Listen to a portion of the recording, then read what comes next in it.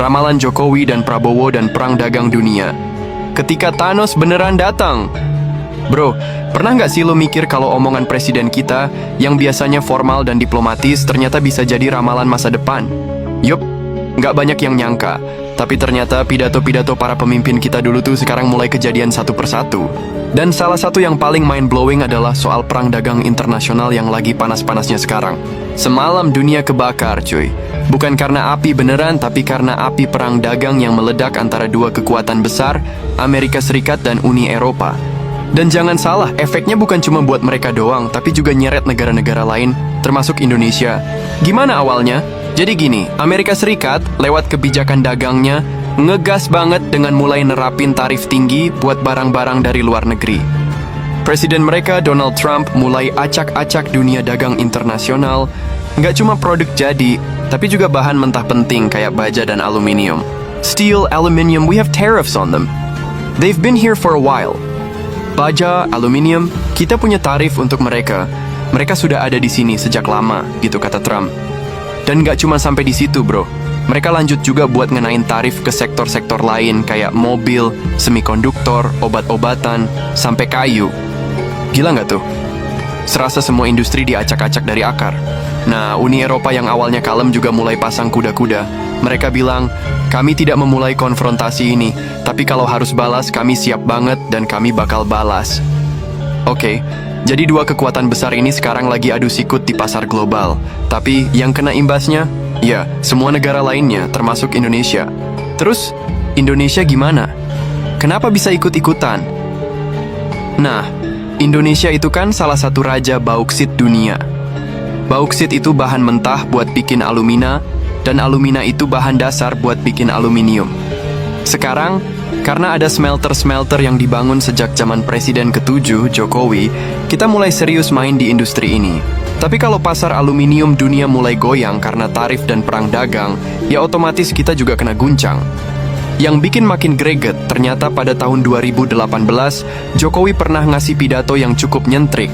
Dia waktu itu nyebut-nyebut Thanos, iya si penjahat super dari film Avengers. Bersiaplah melawan Thanos. Thanos adalah pemikiran sesat, bahwa untuk sukses kita harus menjatuhkan yang lain. Bahwa naiknya satu berarti turunnya yang lain. Waktu itu banyak yang ngira Jokowi cuma pakai analogi Marvel, biar pidatonya kekinian. Tapi sekarang, boom! Semua kejadian yang dia omongin bener-bener kejadian. Seolah-olah Trump jadi Thanos versi dunia nyata, yang bikin trade war infinity atau perang dagang tak terbatas, dan bikin semua negara kalang kabut. Negara yang kuat mungkin masih bisa bertahan, tapi yang lemah bisa jadi tumbang. Makanya, pidato Jokowi itu sekarang kayak dapet life. Dulu mungkin dibilang cuman gimmick, tapi sekarang bisa dibilang ramalan Presiden Indonesia yang beneran kejadian. Cina dan Jepang yang biasanya nggak akur, sekarang malah bisa kerjasama buat bertahan dari gempuran ini.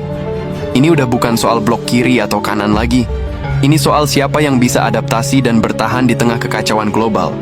Dan lo harus paham, perang dagang ini bukan cuma soal pajak dan ekspor-impor. Ini juga soal geopolitik, kekuatan ekonomi, bahkan ideologi. Amerika pengen tetap jadi penguasa pasar dunia, tapi negara-negara lain udah nggak mau nurut terus. Uni Eropa pun mulai nunjukin taring. Ini kayak lagi nonton Game of Thrones versi ekonomi, bro. Jadi kita harus gimana? Kita sebagai Indonesia harus bisa lihat peluang di tengah krisis. Justru di saat kekuatan-kekuatan besar saling serang, negara berkembang kayak kita bisa masuk lewat celah yang mereka buka tanpa sadar. Tapi syaratnya, kita harus siap, mandiri, dan nggak cuma jadi penonton. Kita udah mulai bagus dengan hilirisasi mineral, pendirian smelter, dan kebijakan industri. Tapi semua itu harus di-backup sama diplomasi dagang yang cerdas dan keberanian untuk main di level global. Bukan cuma jadi pemasok bahan mentah, tapi juga jadi produsen dengan nilai tambah tinggi. Karena kalau kita cuma pasrah dan nunggu arus, bisa-bisa kita yang tenggelam duluan. Tapi kalau kita bisa manfaatin momen ini, kita bisa jadi pemain baru yang diperhitungkan. So, buat lo yang suka mikir, pidato presiden mah gitu-gitu aja.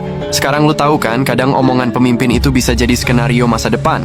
Dan dunia sekarang lagi main di babak baru. Trade war infinity. Siap atau enggak, kita udah masuk ke dalamnya. Prediksi Pak Prabowo tentang dunia yang nggak baik-baik aja, dan gimana Indonesia bisa jadi pemenangnya. Guys, beberapa minggu lalu nih, Presiden Prabowo udah kasih kode keras soal kondisi dunia yang katanya makin gak jelas arahnya. Dari raut wajah beliau aja udah kelihatan banget kalau beliau tuh concern alias khawatir sama situasi global sekarang. Pas banget waktu itu beliau lagi ngeresmikan kawasan industri yang nyambung juga ke topik hilirisasi. Ya, proses ngolah bahan mentah jadi produk. Jadi biar punya nilai lebih gitu, gak cuman ekspor bahan mentah doang.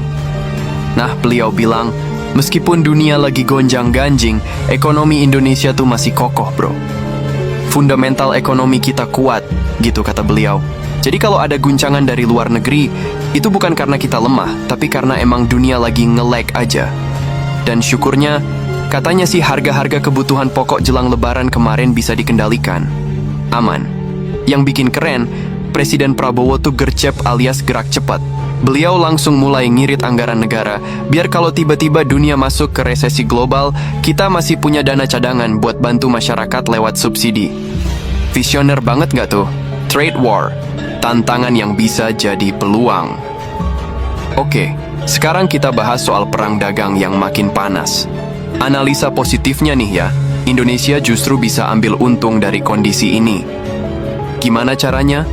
Ya dengan memanfaatkan momentum untuk mempercepat kerja sama dagang sama negara-negara lain. Contohnya Uni Eropa. Mereka sekarang lagi butuh banget mitra dagang baru gara-gara ulah Amerika Serikat yang makin proteksionis. Bahkan Ursula von der Leyen, bosnya Uni Eropa, udah nyebut Indonesia dalam negosiasi intens. Bayangin aja, di tengah negara-negara besar lagi sibuk perang dagang dan saling ngasih tarif impor gede-gedean, kita bisa nyelonong masuk jadi pemain baru yang diperhitungkan. Istilahnya, mumpung mereka ribut sendiri, kita masuk dan rebut panggung. Apalagi Indonesia udah mulai gerakan hilirisasi dari jauh-jauh hari.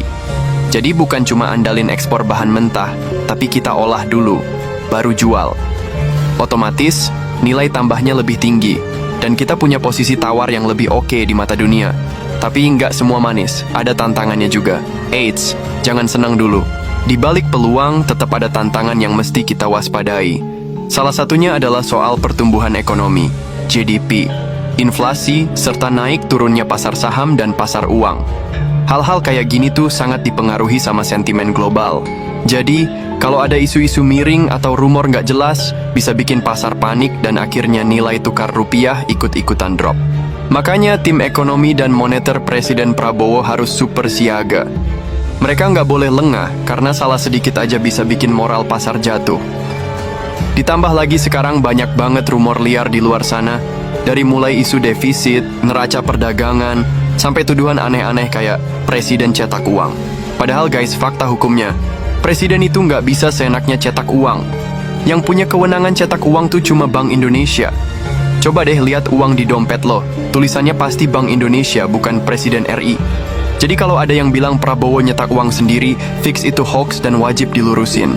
Kesempatan emas di tengah kekacauan dunia. Intinya, situasi global sekarang emang lagi nggak beres. Negara-negara maju kayak Amerika, Eropa, bahkan Jepang dan Tiongkok pun lagi pusing mikirin urusan dalam negerinya sendiri. Mereka lagi ribet sama masalah masing-masing, mulai dari krisis energi, inflasi, pengangguran, sampai resesi. Nah, disinilah peluang Indonesia. Mumpung mereka lagi sibuk, kita bisa gaspol bangun industri dalam negeri. Fokus sama hilirisasi, buka lapangan kerja, dan dorong UMKM biar makin naik kelas. Kuncinya ada di ketenangan, kecerdasan ngelola isu global, dan strategi ekonomi yang jitu. Pak Prabowo udah kasih sinyal dan gerakan awal, tinggal kita bareng-bareng musnahkan seluruh isu-isu global supaya Indonesia tetap jaya, lestari, dan ridho Allah Subhanahu wa Ta'ala. Semoga Allah Subhanahu wa Ta'ala meridhoi kita semua. Assalamualaikum warahmatullahi wabarakatuh. Salam Indonesia Raya, Indonesia Jaya, Indonesia Raja.